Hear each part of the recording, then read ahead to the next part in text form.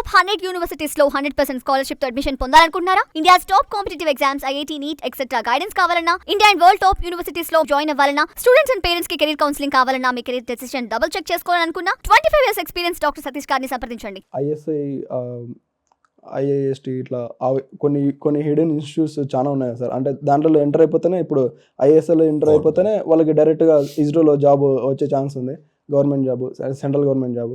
అట్లా ఇంకా చాలా ఇన్స్టిట్యూట్స్ ఉన్నాయి. వాటి ఇన్స్టిట్యూట్స్ గురించి ఇంకా డైరెక్ట్ అంటే జనరల్గా అంటే ఏవైతే బట్ ఫార్చునేట్గా వన్ గుడ్ థింగ్ ఏంటంటే యూనివర్సిటీస్ కాలేజీలో టాప్ కాలేజెస్ అని గవర్నమెంట్ ఉంటాయి. అది కొంతవరకు ఫార్చునేట్ థింగ్. బట్ తక్కువ కాలేజెస్ ఉంటాయి అనుకోండి, 1 or 2% ఉంటాయి అంతే. బట్ ఇలా హిడెన్గా ఉన్నటువంటి మంచి మంచి కాలేజెస్ ఏవైతే ఉన్నాయో ఎందుకు మార్కెట్లోకి లేకపోతే జనాల్లోకి ఎందుకు రావు అంటే వీళ్ళు అడ్వర్టైజ్మెంట్ ఇవ్వరు.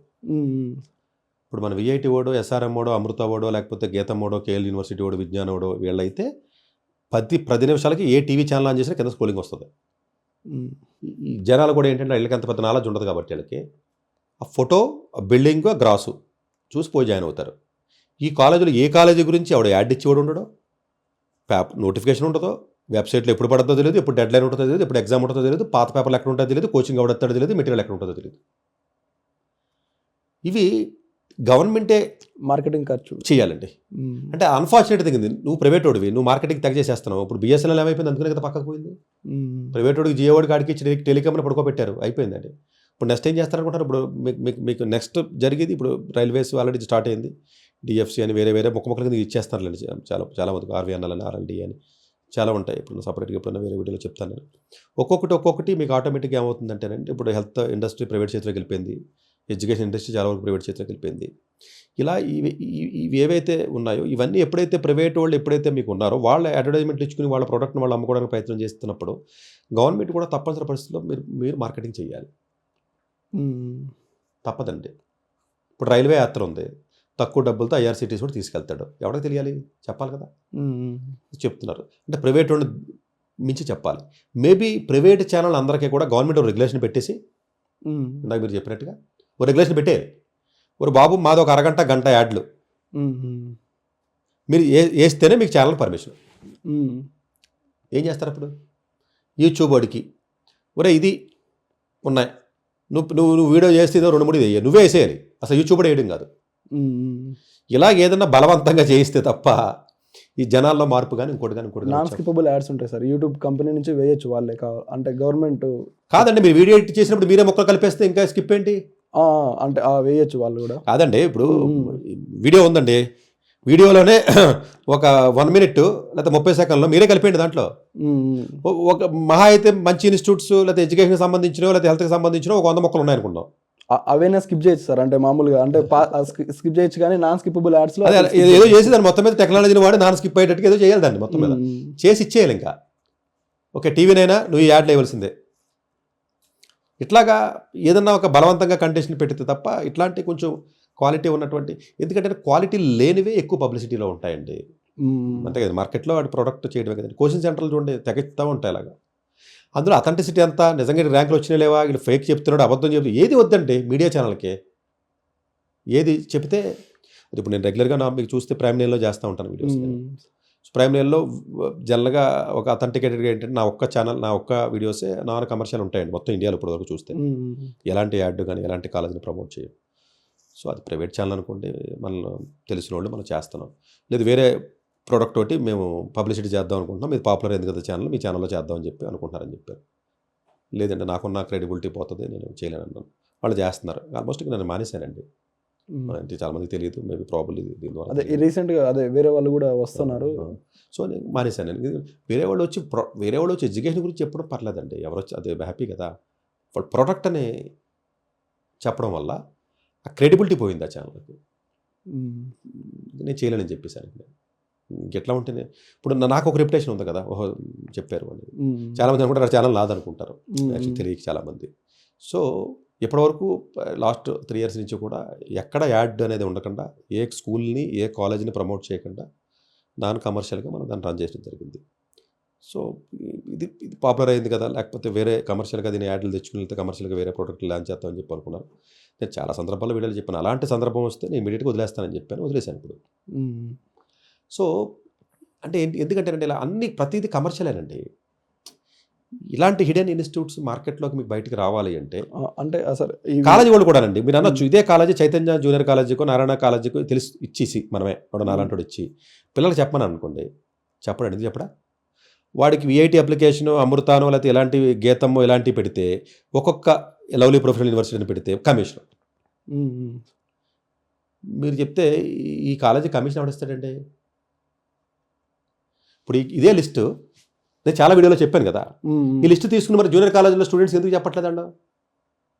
సరే ఇప్పుడు మీరు అన్నట్టు తెలియకపోవచ్చు, నేనే చెప్తున్నాను. ఇప్పుడు మరి జూనియర్ కాలేజీలో ఉన్న ప్రిన్సిపల్స్కి నేను అడుగుతున్నా, ఎందుకు మీరు ఇలాంటి మంచి మంచి కాలేజెస్ అలాంటి వాడు చెప్పినప్పుడు అవి పిల్లలకి అవి చెప్పకుండా deemed university, lovely professional university, లేకపోతే ఏదో ఇంకోటి ఏదో పంజాబో లేకపోతే అమిటీ యూనివర్సిటీయో లేకపోతే ఏమో సత్యభామనో భారతీయో జైనో ప్రెసిడెన్సీయో లేకపోతే విఐటీనో అమృతానో ఎస్ఆర్ఎంఓ ఇలాంటి కాలేజీలు గీతమ్మో కేఎల్జీ లేకపోతే విజ్ఞాన్ లాంటి కాలేజీలు చెప్తున్నారు కదా, అప్లికేషన్లు పెట్టుకోండి 20,000 రూపాయలు తీసుకుని అన్ని పెట్టిస్తున్నారు కదా. 20,000 రూపాయలు తీసుకుని చెత్త కాలేజీలు పెట్టిస్తున్నారు, మీరు ఎట్లా పెట్టిస్తారండి? మీ పిల్లలు పెట్టిస్తారా మీరు? మరి ఈ కాలేజీలకు సంబంధించిన అలాంటి వాడు చెప్తున్నాడు కదా, మరి ఈ కాలేజీల గురించి పెట్టుకోండి అని అప్లికేషన్ పెట్టమని మా దగ్గరికి వచ్చిన వాళ్ళు కౌన్సిలింగ్ వాళ్ళకి ఎవరికైనా చెప్తే సార్ మా కాలేజీ వాళ్ళు పెట్టనంటున్నారండి. పాప మా పేరెంట్స్కి తెలియదండి ఎలా పెట్టుకోవాలి కొన్ని. వాళ్ళు ఏం చేస్తున్నారు, 20,000 పెట్టి ప్రైవేట్ కాలేజీలో అప్లికేషన్లు పెట్టేస్తున్నారు, సీట్లు వచ్చిన తర్వాత కమిషన్. ప్రతి కాలేజీ నుంచి కమిషన్స్ ఉంటాయండి వీళ్ళకి యాక్చువల్గా. సో హిడెన్ ఇన్స్టిట్యూట్స్ ఏవైతే గవర్నమెంట్ మీకు ఉన్నాయండి ఇవన్నీ కూడా చాలా ప్రీమియర్ కాలేజెస్ ఉంటాయండి గవర్నమెంట్వి. దీంట్లో ఎవడో కమిషన్ ఇవ్వడానికి ఉండదు, ఇంకోటి చేయడానికి ఉండదు. సో డెఫినెట్గా నేనేమంటానంటే జూనియర్ కాలేజెస్లో ఉన్న వ్యక్తులకి ఇవి వెళ్ళి ఇవి స్టూడెంట్స్కి చెప్పాలండి. అంటే మీకు ఎక్కువ మంచి కాలేజెస్ గురించి బయట తెలియాలి అంటే సింపుల్ మార్గం ఏంటంటే జూనియర్ కాలేజీ ప్రిన్సిపల్స్కి తెలియాలి. అది తెలియాలంటే జనరల్గా ఇప్పుడు మనలాంటి ప్రోగ్రామ్స్ ద్వారా తెలిసినప్పుడు వాళ్ళు కొంచెం మంచి ఉద్దేశంతో వాళ్ళు మేనేజ్మెంట్స్ ఒప్పుకో, ఇవన్నీ అప్లై చేస్తే ప్రమోట్ చేస్తే మనకు డబ్బులు వస్తాయి అంటాడు. సరే ఇప్పుడు ఓన్లీ ప్రైవేట్ ప్రోగ్రామ్సే చేస్తారు వాళ్ళు. ఇప్పుడు అంటే మీరు ఒకసారి చెప్తారా సార్, అంటే ఐఏఎస్ఐ నుంచి ఇస్రోకి ఎట్లా అట్లా కొన్ని అంటే ఐఏఎస్టీ నుంచి కూడా డిఆర్డిఓ అట్లాంటివి కొన్ని. ఇప్పుడు ఐఏఎస్టీకి మీరు వెళ్తే డైరెక్ట్గా ఇస్రోకి జాబ్కి వెళ్ళే అవకాశం ఉంటుంది, రీసెర్చ్ కూడా ఇవన్నీ వెళ్ళొచ్చు. ఇప్పుడు ఐజర్ అని ఉందండి, ఐజర్లో ఏ కాలేజీకి వెళ్ళినా కూడా జనరల్గా మంచి పిహెచ్డీకి వెళ్ళే అవకాశం ఉంటుంది. జాబ్స్కి వెళ్ళాలంటే నైజర్లోకి వెళ్తారు, బార్క్కి వెళ్తూ ఉంటారండి.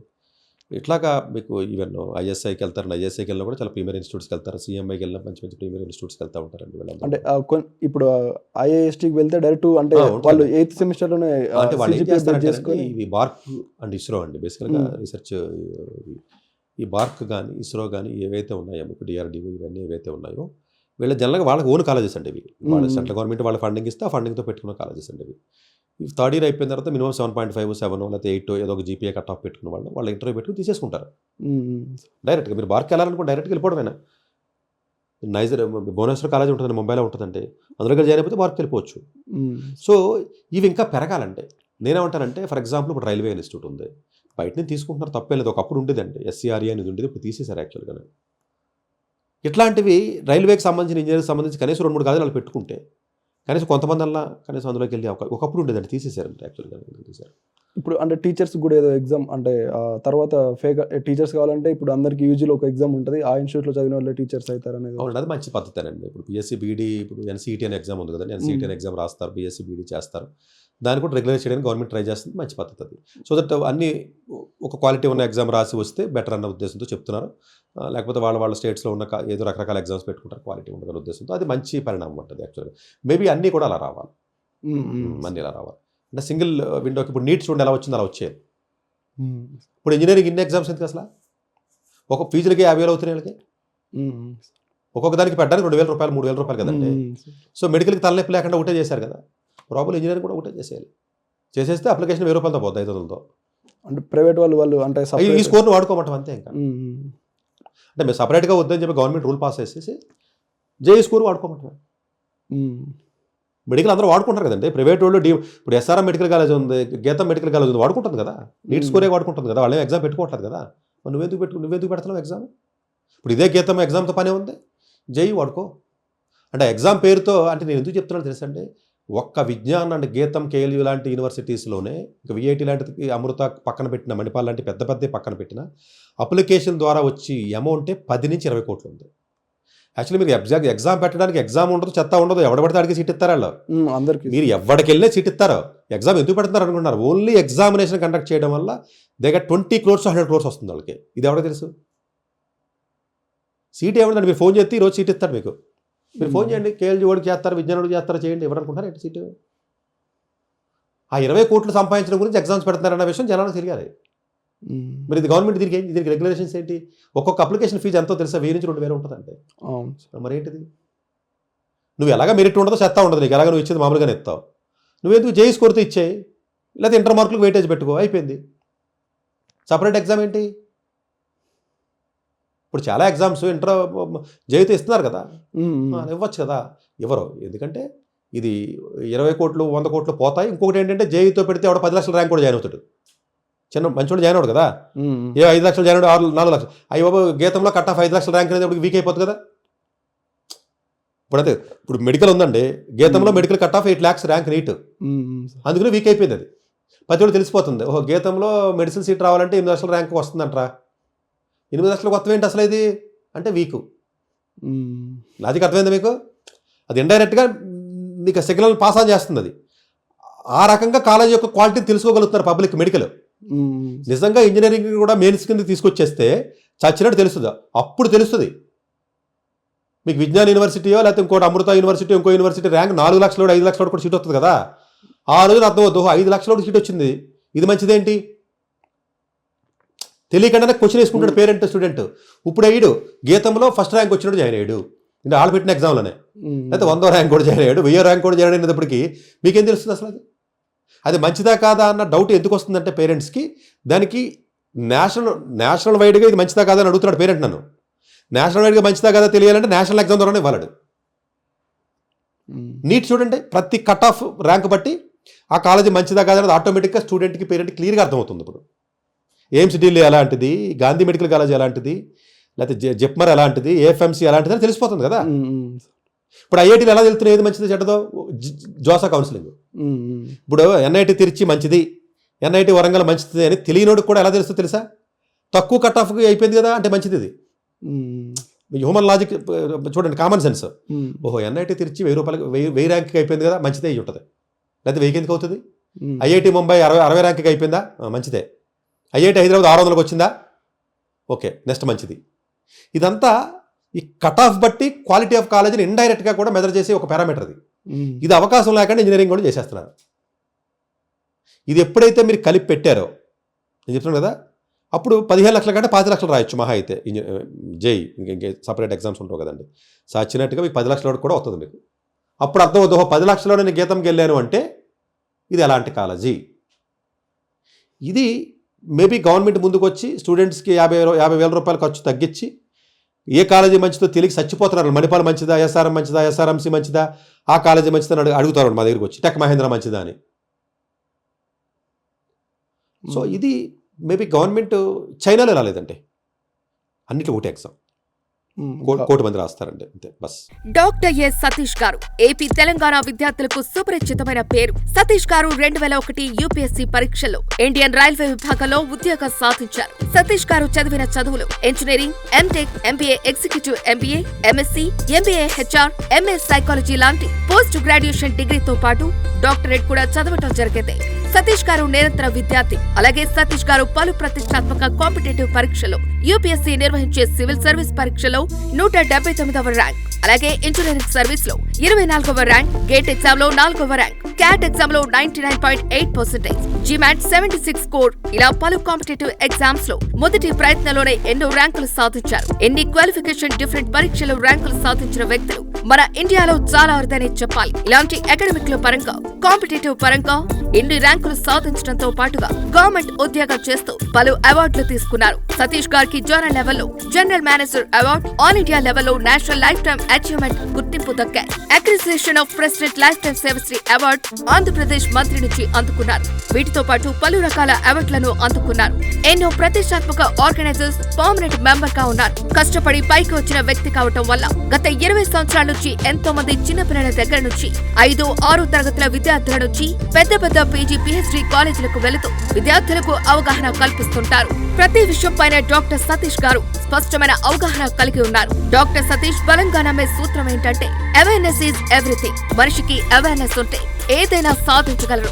ఒక్క మోటివేషన్ తోనే కాదు, ఏది చేయాలి, ఏది చేయకూడదు, ఎలాంటి డెసిషన్ తీసుకోవాలి అన్న విషయాలపై, ముఖ్యమైన విషయాలపై అవగాహన కల్పిస్తుంటారు. అలాగే గవర్నమెంట్ ప్రైవేట్ జాబులే కాకుండా ప్రపంచ దేశాల్లోని జాబ్స్ పై కూడా అవగాహన కల్పిస్తుంటారు. ఉద్యోగాలతో పాటు పెద్ద చదువులైన ఐఐటి వంటి వాటిపై సెషన్స్ నిర్వహిస్తూ ఉంటారు. ఇప్పటి వరకు 3 లక్షల సెమినార్స్ ₹1 తీసుకోకుండా ఉచితంగా నిర్వహించారు. ఇందులో భాగంగా మన 99 టీవీ ద్వారా విద్యార్థులకు మోటివేషన్ ఇవ్వటానికి మీ ముందుకు వస్తున్నారు డాక్టర్ సతీష్ గారు.